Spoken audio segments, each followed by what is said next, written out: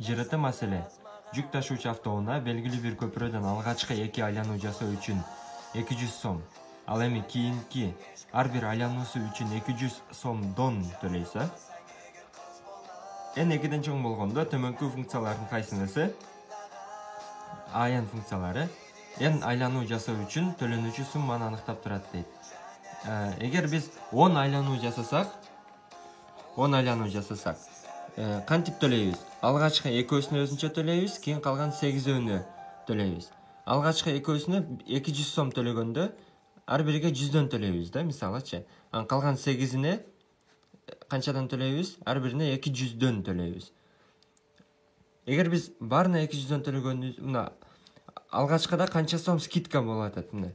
Бизге жеңилдик 200 сом жеңилдик болуп атат. Буга 200дөн төлөгөнүбүздө 400 төлөмөкпүз, бирок биз буга 100дөн экөө төлөп 200 төлөп атабыз. Калгандары скидкасы жок эле. Канча төлөйбүз буга? 200дөн 8 жолу айланыш үчүн 1600 төлөйбүз. Анан биякта 200 төлөйбүз.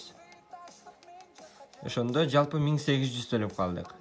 10 жол айланыш үчүн 1800 төлөп калдык. Ушул нерсени элестетип туруп, анан бүт варианттарга коюп көрсөк, мисалы 10 жол айланганда 1800ды кайсынысы берет экенин көрөлү. D варианты гана берет. Эндин ордуна 10ду койсоңор, D вариантында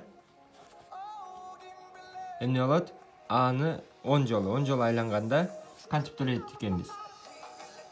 200 көбөйтүү эндин ордуна 10ду койдук, анан минус 200 барабар 1800.